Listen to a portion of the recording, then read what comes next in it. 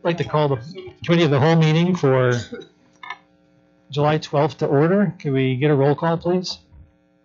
Alderman Strelchuk? Here. Alderman Bushy? Here. Alderman Meyer? Here. Alderman Hancher? Here. Alderman Garrow? Here. Alderman Parrish? Here. Alderman Schneider? Here. And Mayor Nerva? Here. Next up, we have the approval of the meeting minutes from June 17th and June 14th. Move approval. Second. Motion and a second. Any comments, corrections? Hearing none. All in favor of approving the minutes, please say aye. Aye. Minutes are approved. First up, Resolution 3964, a resolution approving adoption of the City of Mequon strategic plan. I think Will's going to give us a short presentation on where we were and where we are, and then we'll take this matter up. Thank you, Mayor.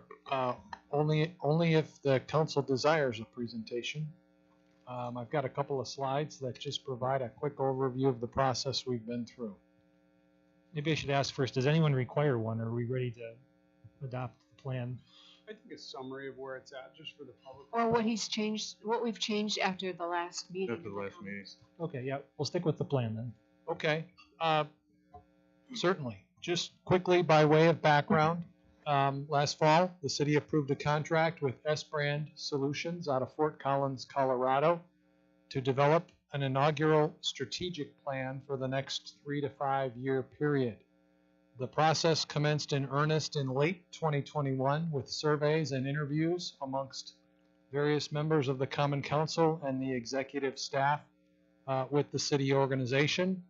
This culminated in a workshop meeting amongst the council and senior staff back this past February at North Shore Country Club. It was a one-day workshop session where council and staff collectively identified key focus areas, goals, outcomes, projects, priorities, what have you, that worked their way into the plan document, which we reviewed at this Committee of the Whole last month with S-Brand's president and the principal on this project, Cheryl Trent. As covered last month during the workshop here, 5 key focus areas were identified through the strategic planning process. These are similar to what are some of the guiding principles that have helped steer the city over the last number of years relative to budget and long-range planning. These include capital planning, customer service, financial stewardship, public safety, and quality of life. These are each contained as separate sections within the strategic plan that is before you tonight for adoption. As outlined in the memo that accompanies the plan this evening, next steps pending adoption this evening would be to formalize the implementation plan, which will accompany the strategic plan and address each element within the 5 key focus areas outlined in the strategic plan document.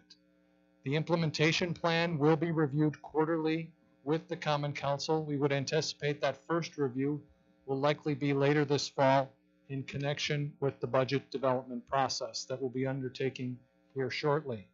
The plans, both the implementation plan as well as the strategic plan, will guide budgeting, long-range capital planning, and long-range financial planning that the city and the council and the staff will likely be engaging in over the next several years.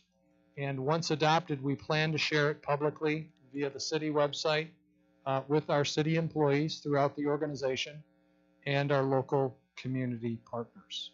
So that's just a brief overview of the plan that's before you for adoption this evening. Based on the feedback that was provided from Common Council members at last month's workshop meeting, those changes have been incorporated into the document before you this evening. We received some verbal comments here at the Committee of the Whole workshop. Those have all been incorporated into the plan. And we also received some written comments, specifically from Alderman Parrish, who shared those with staff after last month's meeting.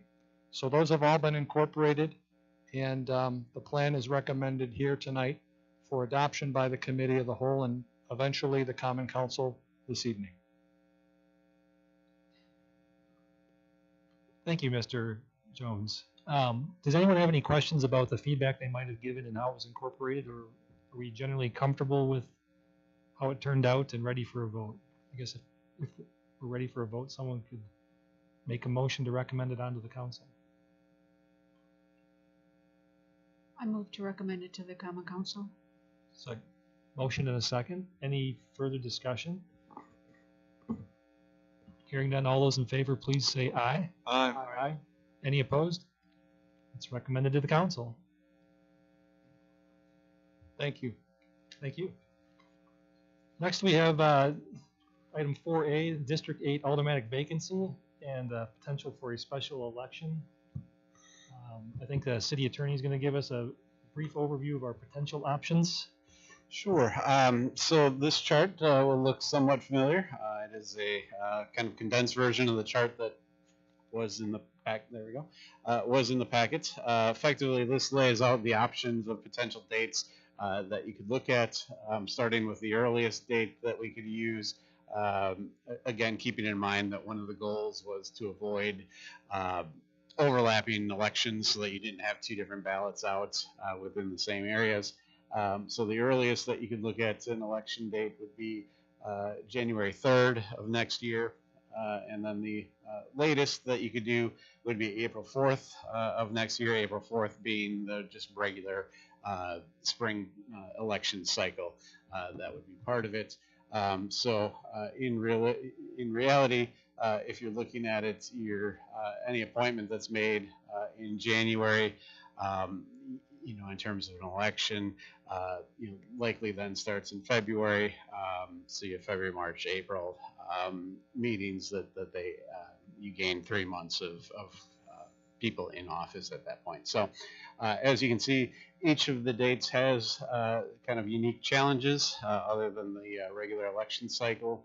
The first date, you have election, the actual election, January 3rd being the day after the holiday, not really the day after, but it's close to that January 1st date, and so there's some concerns there.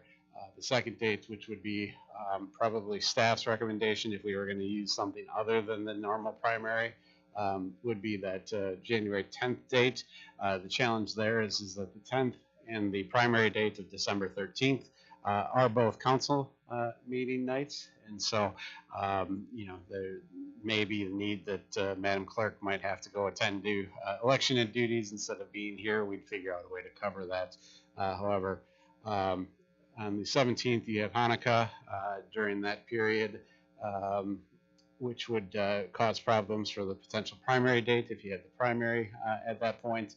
And that is likewise true for the next two options as well, that you end up with primary dates that end up bumping into the holiday period as well. So those are kind of the options, and really what we're looking for is a direction as to which one we'd like to look at going with. And as you see, not on this chart, but the one that was within the packet, the actual ordering of the election will take place closer to the election. There's statutory time frames when we need to do that, because that triggers things like nomination papers being circulated, those types of things.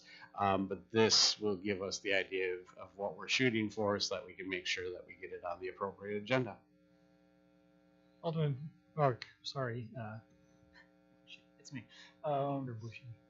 So Alderman if it turns out that there's only two candidates, what happens regarding, is a primary date then used as the election date? No. So if you select an election date and there is just two candidates, then you just don't have that primary. You still use the election date, because that's the date that you're really setting. All of the other dates fall into line based on the election date that you're setting. I think we have to presume that there might be a primary, because you're picking a schedule of events, and if there is a primary, you have to plan for it. So before there's any other comments, I'll just share where my head's at. I'd rather fill this sooner than later, so I was gravitating towards the January 10th date myself. I mean, the only ones that inconveniences is us. And since we all created the situation, I think it's the most fair. It keeps all the dates away from holidays or close to holidays. I think it will maximize potential participation in the election, and that's really what we should be shooting for at this point. So I'm happy to hear any other comments. I would really not want to wait till next April if we could avoid it. Alderman Gill. I'm comfortable with that. I think I got an email from our council president that he needed somebody for public works, so I'll step up and fill in the void over there through the time. And but I think that I'm comfortable with that. It would be either be that or it would be a regular election cycle. That's about the only 2 times you could really pick out of there. That almost sounded like a motion. A long one, but emotional. Alderman Bushy. I was just gonna say, I agree with that. I think as long as Carolyn is able to bridge all that, then I would be in favor of that. Carolyn's got a very capable staff. So I'd make a motion to recommend, or a motion, Motion to recommend. Recommend. motion to The 10th? recommend the date of the 10th. Second. Motion and a second. We're just recommending this to the council. And subsequent dates. So all those in favor say aye. Aye. Aye. Any opposed? The 10th it is. Fantastic. Thank you. Next up is a discussion concerning proposed amendments to the city's incentive policy for tax increment districts 4 and 5. So for those that may not know, those are both along the South Fort Washington Road corridor. And Assistant Director Zader is going to give us a walk through that, the proposed policy change. So I have the basically Economic Development Board over the last year has been looking at changes to the TIF policy plan when it comes to economic incentives. So I've put a couple slides up there just to give you some refresher on the whole TIF districts 4 and number 5, where they are and what the status are of them. So right now on the screen you have TIF 4. This basically goes from Mequon Road down to just past Stein's Garden Center. This was created in 2012 as a conservation rehab district. It'll close in 2039. Right now, it has an increment value of about $10 million with a cash fund balance of $572,000. There's currently no projects that are receiving incentives in TIF 4. TIF 5 created the same year, same criteria. Currently, the fund balance is about $775,000. Current incentives, there's 3 projects that are getting incentives. 2 Concord projects that were part of the old Christ Church site, and then more recently, the Life Storage Building is receiving an incentive. So these are the 3 incentives that are currently in place for TIF 5. So our current policy is based on the project plan and a resolution that was approved about the same time as the project plan. So there's basically 2 options for Economic Development Board. There's a fast track option and a case-by-case option. The fast track option, it's very formulaic. I have the formula over on the right-hand side for you. It requires a $1.5 million value above the current improvement value. It's a 15-year pay-as-you-go maximum. There's a 5% incentive for a single parcel development, and then a 10% incentive for more than 1 parcel. There's really no discretion by the board in these cases. If you meet the fast track formula, you get the incentive. And then on the other end of the spectrum, we have a case-by-case option, which allows the Economic Development Board with Common Council sign-off to approve basically any variation to an incentive. And the board felt there was needed something in the middle. There's one end of the spectrum is very formulaic, the other end is very wide open. So they were looking for something else in between that would allow them to market the site or market the districts that would give a little bit more direction to developers. So what we looked at, a couple options over the last about 6 months or so. Facade grants, site plan improvements, increasing the incentive amount and type, having targeted uses in sites, purchasing property, having a demolition requirement, and then public streetscape improvements. After all the discussion, the Economic Development Board basically recommended the increased incentives, the amount and the type, having targeted uses in sites, requiring demolition for Tier 1 only, which I'll get into, and then the public streetscape improvements. They did not think facade grant improvements or site plan improvements would have been the biggest bang for their buck in the district. They also, while they felt the council should look at maybe purchasing the Port Zeller site. That was not something they were going to put in a recommendation. So what they came up with regard to a new incentive, this is called a Tier 2 incentive. The Tier 1 incentive basically just is the fast track formula as you saw it previously. So this is a Tier 2 incentive. So this is a 15% incentive. It's based on either combining any two parcels in either one of the districts or having a high priority site with a high priority use identified. This also allows for an extended term, more than the 15 years, and it affects flexibility in financing. The reason for the last two, and I put an example down here for you, with the additional incentive, you could run into a situation where the payback length is going to go well beyond 15 years.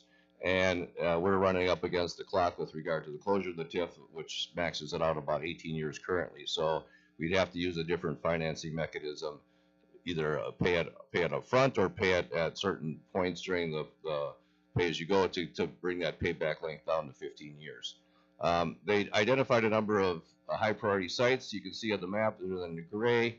Up on top there's the U.S. Bank site, the north end of the pavilions, and then you have the intersection at Donges Bay, and then at the bottom of the TIF near the Port Washington Lane. So they felt these were the biggest priority areas and sites, and they felt that they should be rewarded with the higher incentives if somebody would develop in those areas. Other than that, I think you're aware that we did have the contract for the streetscaping improvements, so that's already underway in process. We estimate that'll be completed sometime in 2023. We'll have a updated plan for you, I would assume, probably within the next 3-4 months. So at this point, we're just looking for feedback and hopefully a blessing on the changes to the policy, or if you have any other questions, we're here to help and answer. We have 2 members of the Economic Development Board that are also here this evening. If you have any questions for them, I'm sure they'll be happy to answer as well. I have a question. Alderman Meyer. And then In Tier 2, which is what we're talking about, would it be more beneficial to have a minimum life of the TID before allowing somebody to go in for it? What I mean is that if there's only 5 years left in the TID, they would not be able to apply for it, or maybe 3 years left, not just by having it inside of that they're automatically granted for it. Put some kind of limitation on it. Number one, that may force them to move a little faster than what they normally would in doing that and help develop that a little bit better. And the second thing is, for the matter of fact, is that I'd also like to have something inside there that, although I trust the Economic Development Board explicitly, I think that that type of stuff should go back to the Common Council for a faster payout on that. So, and that's where I guess that's where they're looking for feedback. They would like the flexibility to determine the payback period and the financing type as part of a policy that the council would approve, but they did not want the individual projects to come back to the council to get verification or approval, because it's hard to go out and to basically advertise this policy without having the council buy-in. The first part, I think eventually we'll have to tweak this policy when we get closer to the end of the TIF. At that point, we'll either have to severely limit the amount of incentive or use available cash reserves on hand to cover it if you feel necessary. But I think that's something that will be dealt with later on in the time frame. And I'm saying, if I can continue, and I'm saying on that, maybe a minimum of 3 years, 4 years, or 5 years, whatever it is, at least we got some payback period then during that period of time when the TID is still active for that. Yeah, I just think we have, right now it closes in 2039, so we have a lot of time to go at this point. I think once we get a little bit closer to that, we might have to revisit up the policy at that point to determine what we should do to modify it. I mean, right now I think we have enough. Most projects will qualify for most of the payback with like in this case, I have the one up there now. It has basically a $1.6 million incentive, and it's a 22-year payback. And we have 18 years left. So only 4 of those years we'd have to come up with some sort of cash up front to cover it. So right now I think it's okay, but I think we're going to run into more issues as we get closer to that ultimate closure, where we won't be able to make that money be paid back at that time frame. So we'll have to either amend the policy at that point or reduce the incentive at that point. Does that make sense? or you could go case by case and modify the Tier 2. Yeah, you always have the option to do the case by case. If something If doesn't it's- fall within whatever this approved policy would be, there always is the option to do it of the case by case. That won't go Yeah, if away. it was case by case, it would come back through us. Yes. Well, that's what I was saying, if we had like a minimum of 5 years, let's say, that had to have the TID still have to be in effect in order for it to, then we could still go on case by case basis after that to see if it makes sense. I think the prevailing wisdom here is we need to do something more now to kick this in the rear end and get it moving, because 3 projects over, it's been 10 years. This was voted in a month or two before I took my seat as alderman for the first time, and that's been a decade. So there really hasn't been much of the private sector taking advantage of the TIF program as it stands. So this is just intended to kickstart, but obviously as the TID runs out in time, you're going to run out the clock on the payback period, but that's where we can deal with that when it comes. Correct. And just one final thing, would it be more beneficial for us to have something would be like the next 5 years we'd be doing that, so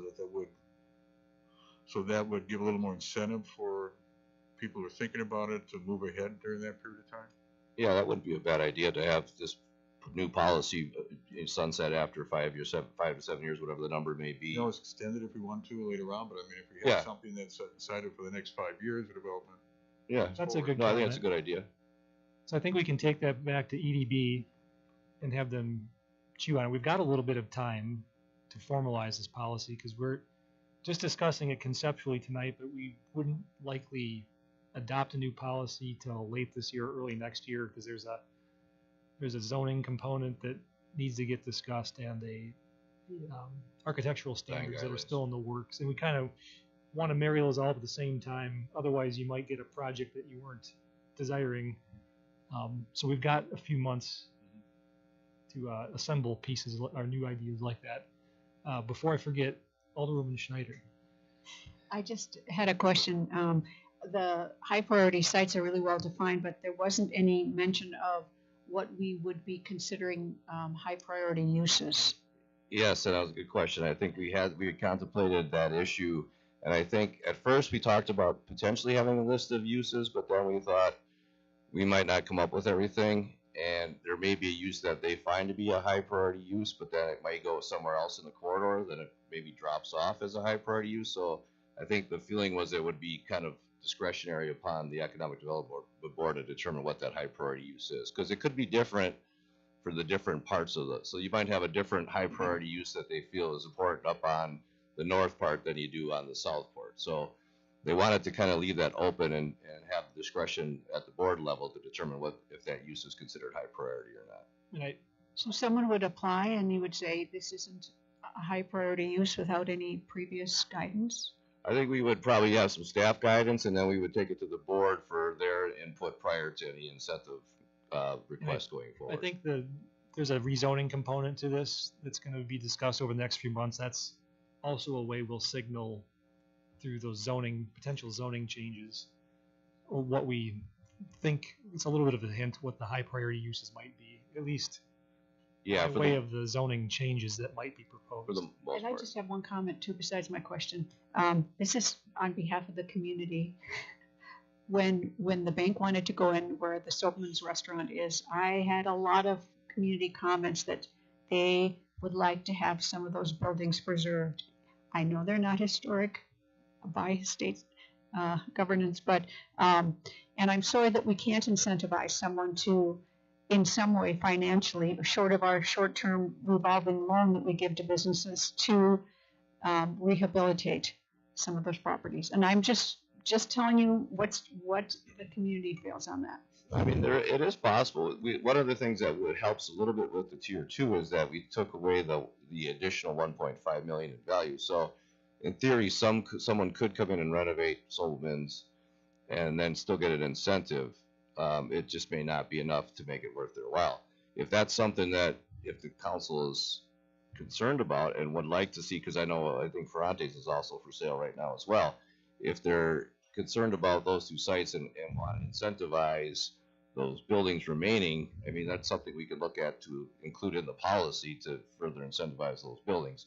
Because right now, with the incentivization at 15%, I think the thought was that maybe someone would come in and maybe purchase the Sobelmans and the neighboring hotel at one point and demolish them both and do a bigger project. But if you feel that we want to keep those buildings as is, we could further incentivize those specifically in a targeted approach.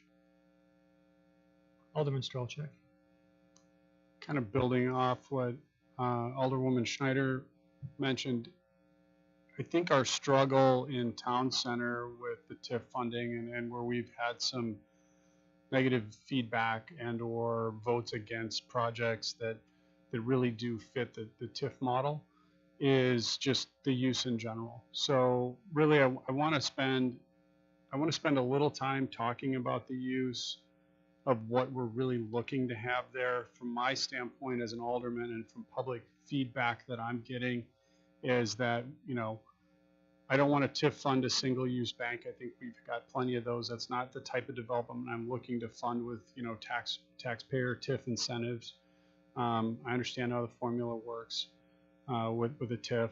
I'm also not looking to fund fast food.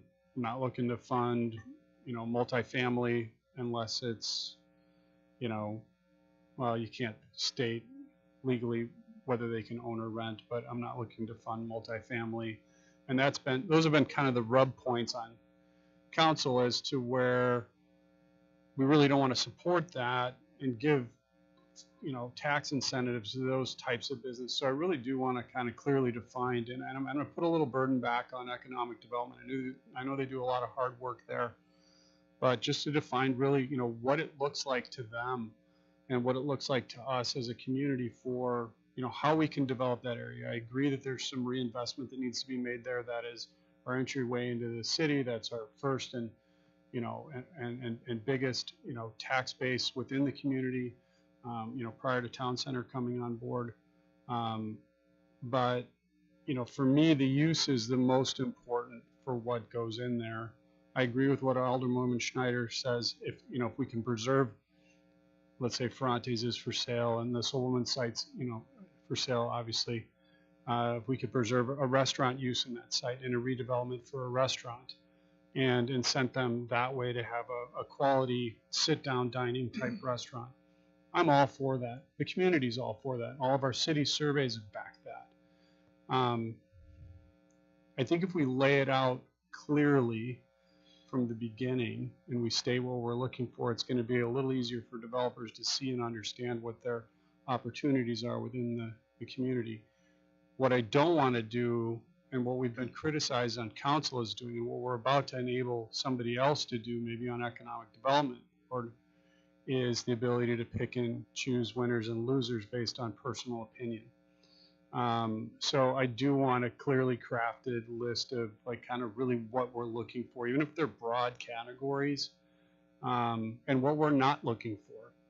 And I think the mayor hit the nail on the head a little bit, that the zoning that we'll work on this will kind of dictate that, because obviously if there's a use that's not permitted in the zoning district, we're not going to consider it a high priority use on that site. It may need to be pared down a little bit beyond the zoning, but I think that'll be a good mechanism to accomplish what you're talking about. And the zoning in this part of town is distinctly different from town center already, and it's not going to be changing drastically, but there might be a little bit of blending the different business types so the flow is a little bit better. But I'm not looking at like wholesale changes. It's more like tweaks to dial it in just right. Yeah. But certainly that would be part of the discussion there. Yeah, and agreed. And committee of the whole is really the place where you get to vet those things and share what you're looking for and hoping for in a plan. And that's just kind of what I came forward with. I understand that it's well under control. Alderman Boucher. I first have a question, and that is under the current 10%, that 675 line would be 450 for tier 2. What was that? The example you have up there right now. Oh, I'm sorry. So that one currently they would be getting, instead of the 675 line, it would be 450. They get 10% if they combine two parcels right now, and 5% if they did not. And so in this scenario you have with 15%. This is 15%. So this would be either A combination or a high priority site with a high priority use on would get the 15%. So I'm just trying to establish, if we don't do anything tonight, the example you have, what would be the bottom line for the developer? If we don't do anything tonight and we keep it the way it is, right now they get a 5% incentive on a single parcel and a 10% incentive on a combination of two parcels. So it's a 675 line that would change to, It would change, so basically your gap is $1 million, so you'd be getting 1.5. so the total incentive would still be well over $1 million. Correct. I mean, And we only have 3 in the last however many years. 3 and 10 years. 10 years. So, with everything that I've heard in the past regarding the TIF districting, I just don't see a great reason for, from constituents, in regard to this. I know this is a change in an existing one, but it still doesn't seem like we're getting very far, that it's more of the area itself that's having issues with development. Moving it up, I don't know the impact, and I'm not sure how well residents will be looking at that.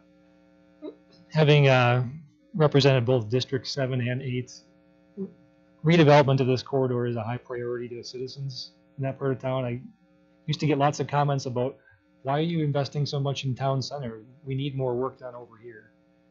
And we've had very limited success in the past 10 years with these two TIF districts. They're distinctly different than TIF 3 because they are pay-as-you-go, so you get incentives on the back end, which are far less risky for the city, but maybe don't spur as many projects to go forward up front at the same time. So we're not going to go borrow money and drastically change these TIF models, but we've got some ability now, especially with the increment that's been generated, to do a little bit more, and this is part of trying to do more. And we created this basically to compete with some other areas that have green land. Basically, the base improvement value in the site repair and demo gap is basically to get the site back to green land, to be competitive with other communities that are basically selling green land when we don't have that option in this corridor. So we knew it was going to be somewhat conservative going in. I guess hope for a little bit more activity, but we knew it was going to be still a rather conservative go at it.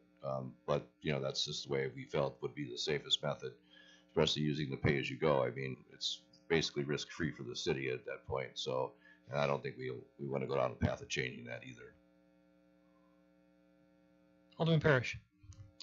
Yeah, thanks to staff and the Economic Development Board. This was a year and more of hard work. They even walked the corridor and talked about sites and did all that work to get to this recommendation.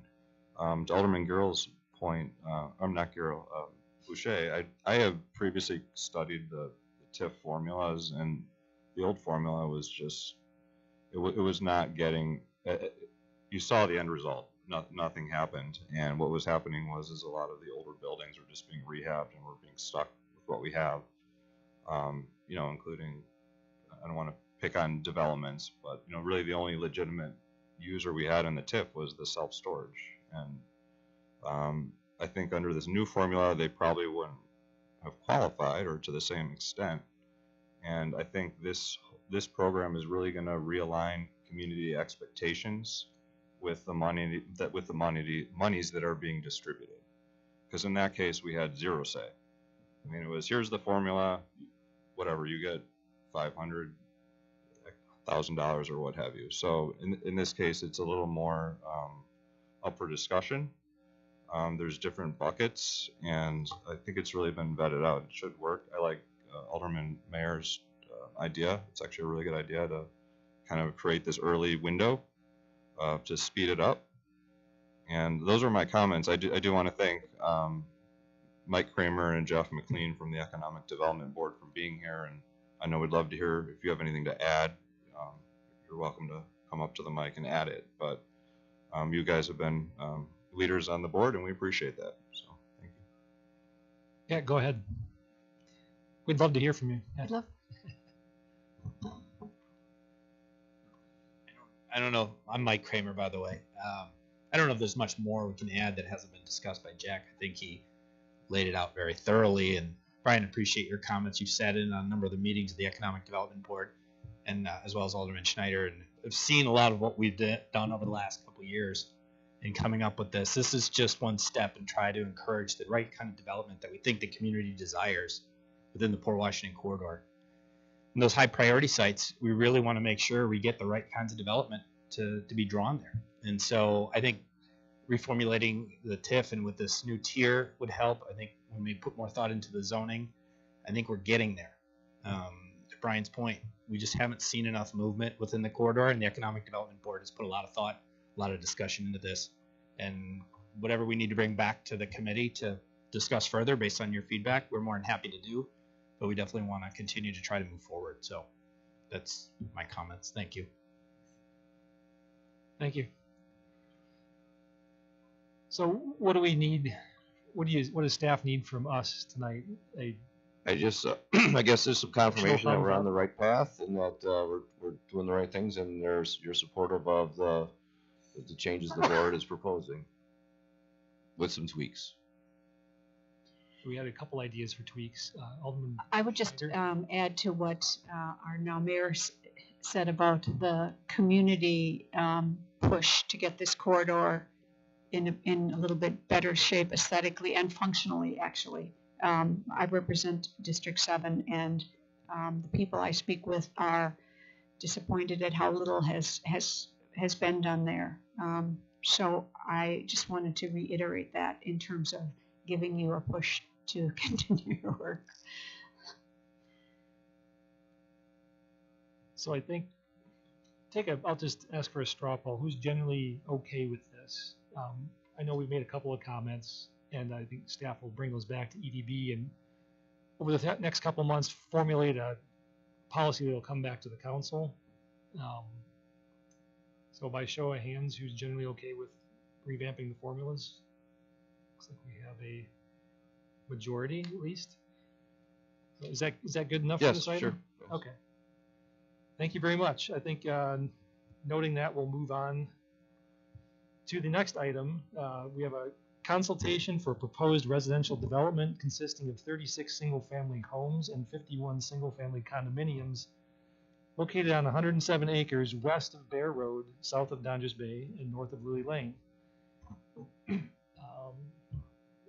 I'll just briefly introduce. Jack? Yeah, I'll introduce the project, and then a representative from Newman Development will be here to kind of go over the project itself.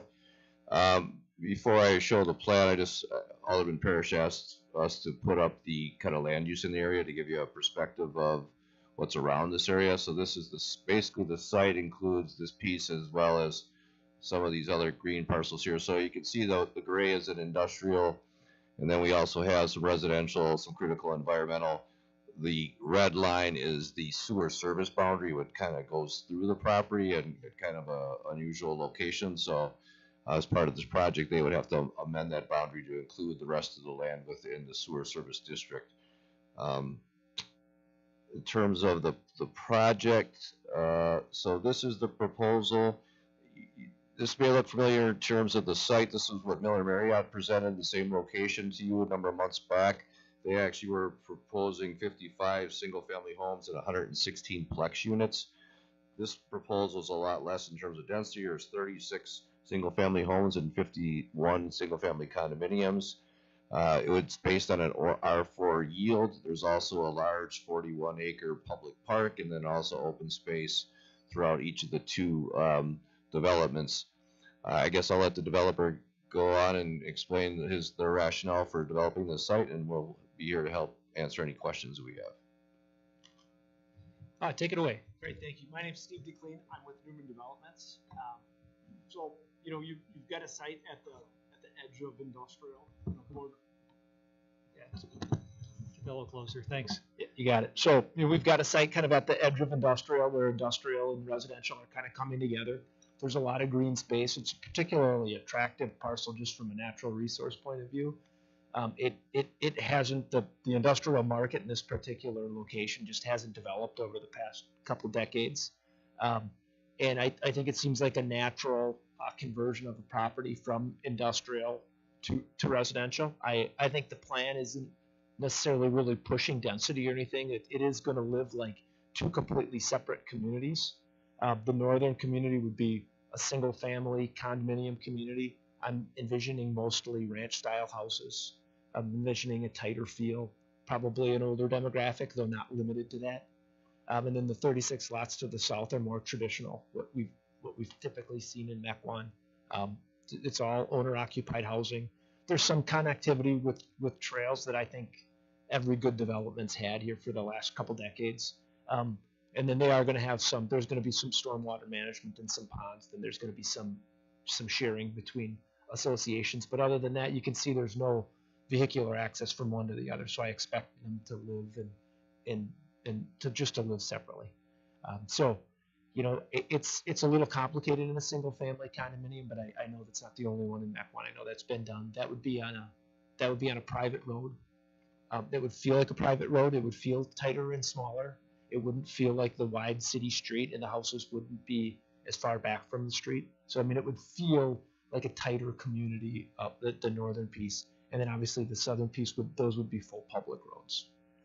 So the main questions here is, you know, should I continue to advance this? Is there kind of a level of support from council? Number one. And then there's also a really important conversation about a lift station. The sewage, there's some limitations with the sewage flows. In order to get the sewage from here into the treatment facility, it's going to need to be pumped somewhere. So we've got some solutions for that, but that's also a conversation I'd like to have now. Did I miss anything, Jake? No, I think that's it. Great. All right, I'll maybe recap where I thought we left off with the last proposal. I think there were concerns about the density of that particular proposal. This is just a hair over half as dense as that one. And then there was also the question of the land use. It's been industrial for a long time, I think over 30 years, and hasn't been developed yet. But there may be a lingering concern that we're running out of sites for larger industrial projects. I'm not sure that this one's ever going to make it. It's had a lot of chance for 30 years, but that was the nature of the conversation last time we entertained the last project. Is there any comment from the other committee members on this particular project? You'll get to go first this time. No, Schneider. I just would like to get some staff input about the sewer issue. I think of the conundrums with this place, this might be one that might be a challenge. Yes, it's Krista. Here she is. So there are two issues with the sewer. The first is that this parcel is actually split, where a portion of it is in the sewer service area and a portion of the property is not. So one of the first requirements would be, assuming that they decide to be served by sewer, that there would need to be a sewer service area boundary amendment to include the entirety of the development. There is a lift station on Enterprise that could otherwise serve the development. It is a private lift station, and with an agreement with the business association, it could be served through that, or they could install their own lift station. The topography is such that they couldn't be served by gravity to the existing main. But that's an open question as to whether the existing private system has any interest in accommodating additional users, I assume. I have not contacted the owner, so I don't know. The capacity should otherwise be there. I would assume that they would enjoy the opportunity to share their operation and maintenance costs among additional customers, but we're not a party to that maintenance agreement that they have for that lift station. And then with water, we would need to have a main because of fire suppression, or if they want to be served through public water, then there is water both on Enterprise and unfortunately not up until Donjas Bay. So it is likely, depending on the fire flow, that they'll have to loop the system through so that they would connect in both locations. But that's not challenging. If I may, we knew about the challenges of the water, and that's not a problem. That's kind of in the deal. The lift station does present more problems because there's some issues with, if the sewer would be a public infrastructure, I think Kristen isn't comfortable taking the sewage from public infrastructure into a private lift station back to public infrastructure. That was the issue we had in our meeting. Correct. Which- Well, I mean, And so I'm not sure we have a scenario, and I may need to default to the city attorney, but I'm not sure there's a means for us, yes, to take public sewer for the residential development through a private lift station and private force main that then ultimately connects back into the public system. Which leads me to my conclusion that I believe the best way to proceed is we would upgrade that lift station to your public standard, and then you would take dedication of that lift station. We have 23. There is a large operation and maintenance cost. The service area for this is rather isolated. I would not advocate for taking over ownership of the lift station. I presume that the current lift station's owner has an agreement to discharge into the public system at some point. Correct. So I think all you need is an agreement to piggyback on their system, and then you could cost share. I think the lift station was built originally with the envisioning this would all develop into industrial someday, so it was built with that in mind, was it not? I think the applicant's point is that then the site itself would also all be on private sewer that then discharges into that private lift station that then ultimately goes into the public sewer. Said differently, the problem that I've got is I'm not willing to install a private sanitary sewer main system through the traditional single-family subdivision. I don't want to sell homes to people and tell them, by the way, the sewer mains in your streets, everyone else in Mequon, those are public, but just so you know, these are yours. That's the problem. Yeah, not everyone else in Mequon. I mean, we have other private systems that ultimately discharge into the public system. In fact, later on the agenda tonight, you're contemplating one. So that's something we could look into. I don't claim to know the nuances and the legalities of doing that. Maybe no one here does right off the top of their head. So let's park the sewer issue. I think it's probably a way to work through that. Like the Public Works Director says, we have other areas. Some of them may be a little bit smaller, but it's been done before. But not every HOA wants to be their own sewer utility, I'm sure. Right. So let's couch that conversation for a second and see if there's any other comments from the committee. Everyone's looking at me, but I'm letting everyone else talk. So. Okay, Alderman Strelchuk. I'm going to just briefly mention something with sewer. The litmus test for me is that it doesn't cost the rest of our taxpayers additional funds to expand the sewer to support one development. It should be a net neutral for the sewer utility users. They shouldn't be funding this. So if it passes that litmus test, and however we craft that in something reasonable and manageable that's sustainable, I would be more supportive of that. But it sounds like you have hurdles, you'll work that through. That's the rest of that comment. But it's an automatic no for me if expanding to this one subdivision, other sewer utility users would pay more money. That's an automatic no for me on a vote, both on Planning Commission and Common Council. Just so you know. Alderman Meyer. Good evening, by the way.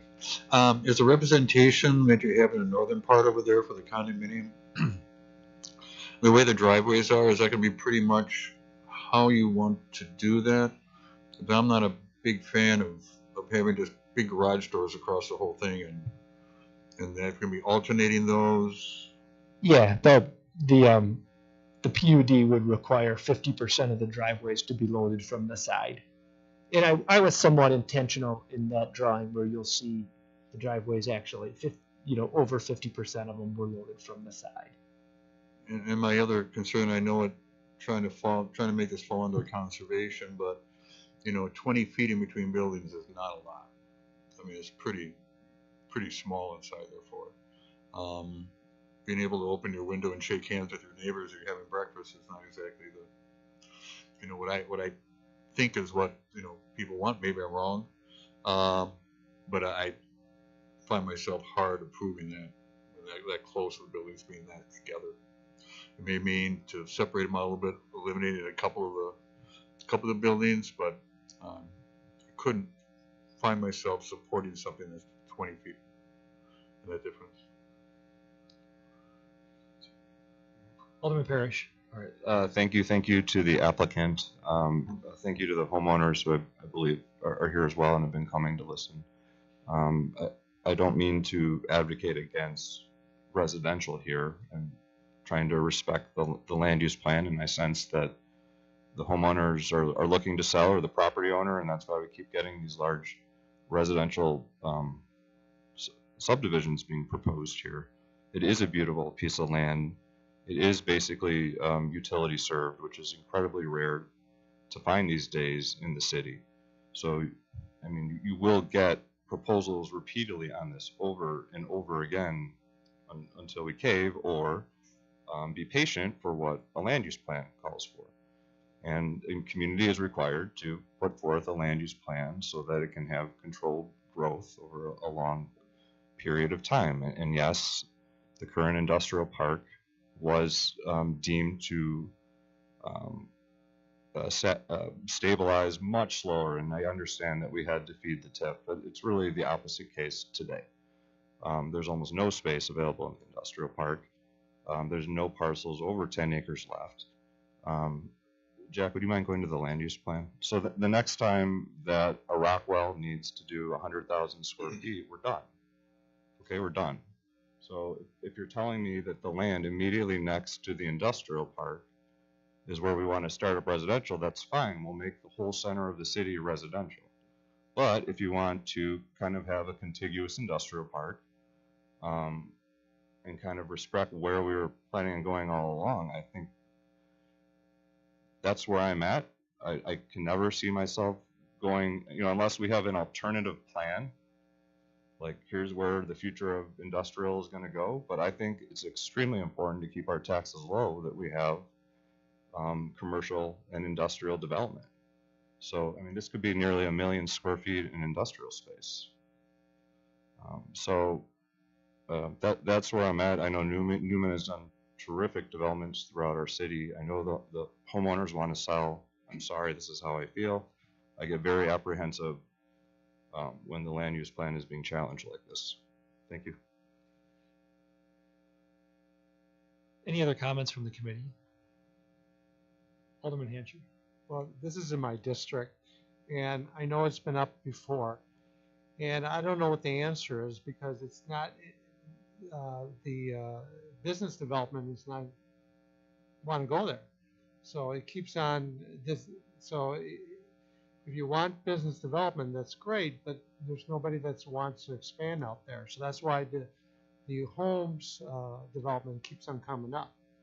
I don't know if this is the right one or not, but I know that we have to make a decision on whether we want to go full throttle and make it just completely industrial, or do we want to continue to entertain the idea of making it part residential?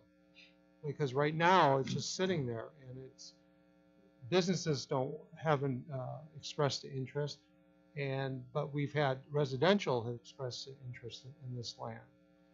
One of the benefits of it would be that you would have in the southern part where you utilize the public use of parkland there, that I could see being an advantage to the city. As it stands now, it's just there. It's not being utilized at all for city use. So we have to make a decision on whether we want to pursue residential or not. And at this point, it's been residential that's been looking into this. So I have a question for staff. How long has this been zoned industrial and not moving on the market? It's been zoned industrial for probably 40, 50 years, my guess is. I know back in the 90s, maybe, there was actually a Bear Road subcommittee that met to determine the land use for this area, and I think They were split, and I think they ultimately, if I remember correctly, they decided they thought it should be residential, but then the common council wanted it to remain industrial. So we've been deciding this land in terms of what it should be for, probably 30, 40 years. And it's a tough site. From the industrial standpoint, it's tough because it's just not near a major thoroughfare. It's far away from the freeway. I mean, this area was originally zoned industrial because of access to the railroad tracks. It's tough for industrial or residential in some aspects because of the industrial around it. So it's kind of a buffer site between the two. That's why the Plex option made some sense on part of the site. I think single family here does work. We are exploring other options in the southwest corner of the city to expand some industrial back kind of down in this area here. We're challenged a little bit here by some of the ownership that's changed hands over the years. Land trust owns a pretty large tract of land and the city owns some land, but we are looking at potentially an industrial area over this area, which at one point actually was mostly owned by MLG, who wanted to do another industrial area back then, but the city didn't really have an appetite for another TIF at the time, so they eventually sold that land back to the farmers. So I think this site's been kind of bantered back and forth for a long period of time. In the 15, 16 years I've been here, we've made approaches towards astronautics and air gas to come to the site. We've offered to expand the TIF to that area. We just weren't successful with landing any industrial users. We've entertained, prior to the latest two residential developments, we had one back in 07, 08 that wanted to do a side-by-side development here. So I think what we really would just it'd be nice to get direction on which direction we want to go with this site in terms of residential versus industrial, so we can better guide people going forward. Alderman Parrish. Thank you. Just two follow-up points. First of all, why would someone come and develop this site when you had all that land in the business park all along? It was sewer, water, ready to go, pad ready. So that's your answer for why it took 40 years for the demand to get to this point. So if you were listening, I just said there's nothing left. So this is it's a policy decision, to Jack's point about, the future of industrial. The next time Rockwell does need a large space, I assure you we do not have it unless we look at that southwest quadrant, which will require a large investment. But I do encourage city staff to continue looking into that. I think it's a great idea. And that's where I'm at. So. I'll go here. I share Alderman Parrish's concern about needing an outlet for industrial. That's an important component of our tax base. But at the same time, there has been 40 years to get something done here, and nothing's moved at all. So if the project's right, I think I'm at least open to it conceptually. This is far more palatable than the last one. It's kind of a neighborhood that's more becoming of things we've been building lately in Mequon. But I agree, we need to start looking at opening up that southwest corner for industrial, because it just makes far more sense with the access to the freeway that's there that is lacking here, which I think is a detractor from getting larger users in. We've seen some movement in smaller users, but not another big Rockwell or anything of that scale. I think it's really just, for me, I think it's freeway access. We just lack it. It's hard to get in and out of the site. So that's my 2 cents. Any other feedback from the rest of the committee? Alderman Strelchak? I guess as we entertain this, our question is, why hasn't this been developed? And I guess I'd be looking for, real clear staff feedback on why it hasn't. What are we seeing in other communities? What is getting the residential or the industrial development to trigger in those other communities? Is it incentive, TIF incentive? Is it sewer, water? What's the balance that's encouraging people to invest in a community? To Alderman Parrish's point, yeah, I mean, there's reasons why this, that we know that it hasn't been developed, because there's, certain constraints and certain policies I think that we need to put in place. But I really want staff's feedback in helping us figure out really what that means. you know, the applicant's a good applicant. I know they built good subdivisions. You know, I don't want to dismiss the fact that, you know, you're here and I'm kind of talking to staff, so I apologize for that. But we've got somebody savvy with commercial real estate that understands the commercial real estate market on council. He's asking all the right questions. I think we need a, you know, real kind of formal readout on what it would take to be competitive to be in the industrial market. Let's stop using Rockwell because I work at Rockwell. Can you pick a different company, just any other company as an example? As we're bringing those up, just that's, I guess, one favor to ask of mine, because, you know, I don't want my employment to sway me voting one way or another, be perceived that way. So pick Airgas because they went into Germantown or something along those lines that we actively tried to court to get to come to the city. But you know, my preference would be to leave it industrial, just in general. It's been industrial all along. It's intended on that. It's on the land use plan. I do support what our land use plan is. I think a lot of hard work went into that, and just personal opinion, it's not developing. Isn't enough just to switch it quickly. I'm looking to understand really why this path is the best for the city and what's causing us to not have what we desire in the space that we have slated for a specific type of development. You know, again, that's the staff. You guys are all better at this than I am. I'm looking for the staff feedback on that in the next meeting. Yeah, we can look further into it. I think the primary reason is going to be location. It's just that this location is not as attractive as other industrial parks because of that lack of access, direct access to the interstate. I think that's probably the number one reason. And the owner is actually here. I think he can speak to it, but I think this was even contemplated as a industrial park prior to even the creation of TIFs 1 and 2 in Mequon. So this goes way back that they've marketed this as an industrial site.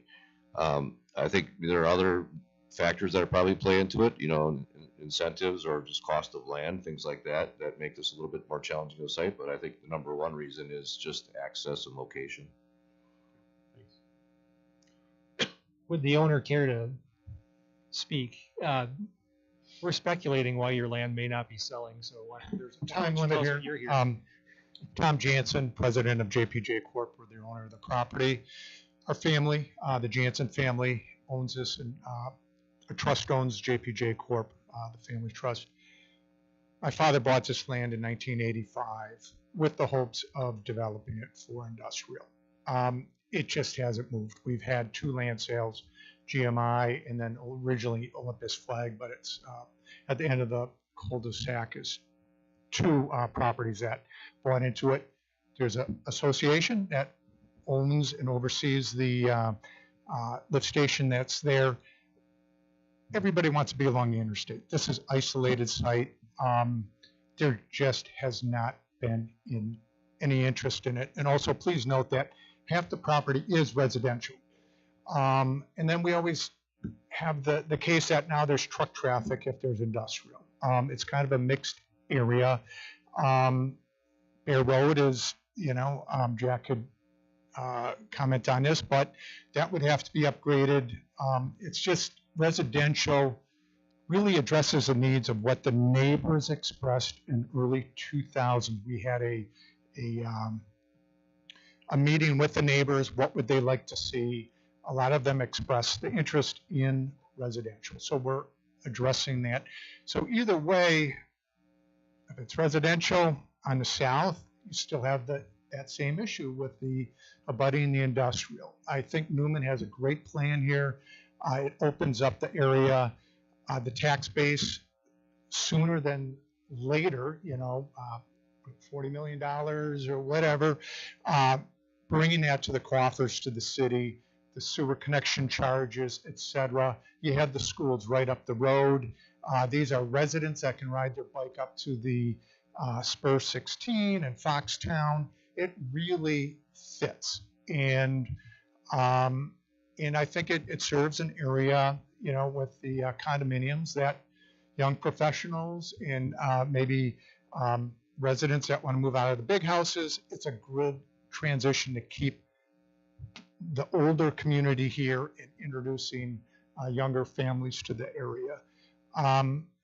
We've been fighting this for a long time, you know, with the industrial. It's just not happening. people want to be the industrial wants to be in Germantown, Franklin, along the interstate corridors. I just don't see it happening soon.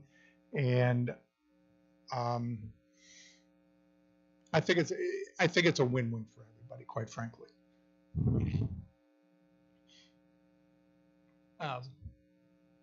Any more comments, or I'm going to try and get this rolling here. We got another meeting to start. In 5 Yeah, so I do want to kind of chime back in. You know, you're sending a strong message to me here with, and I do want to get just some official feedback before I leave.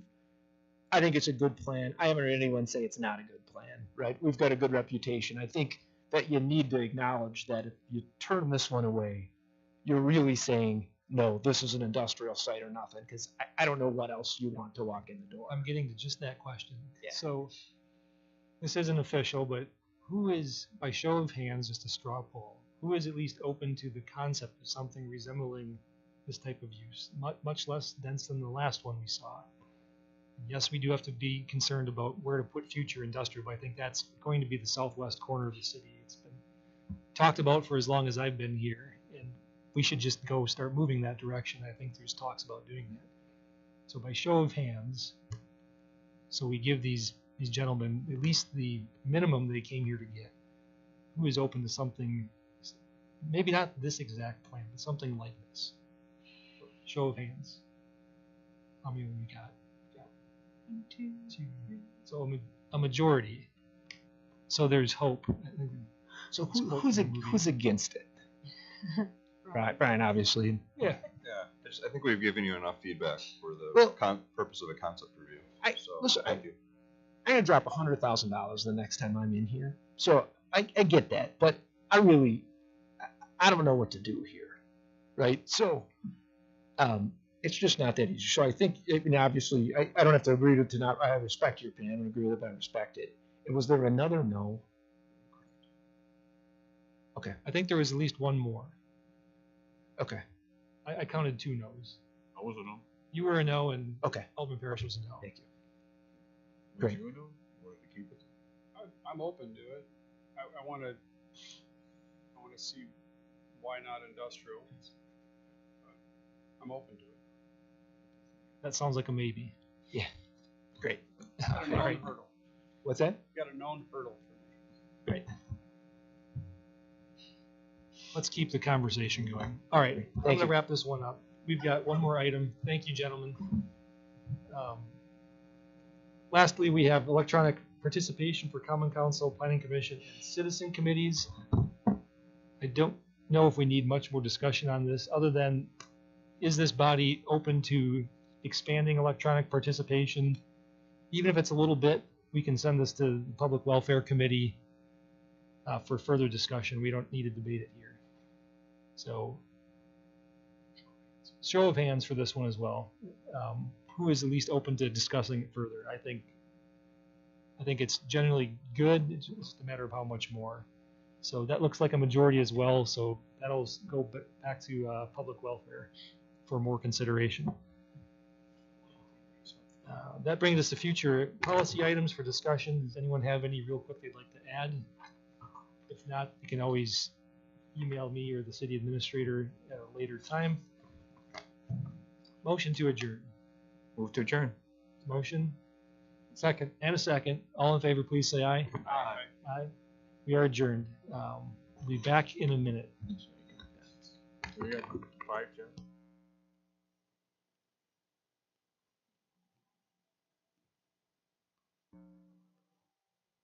Minutes for make sure everyone can rest up.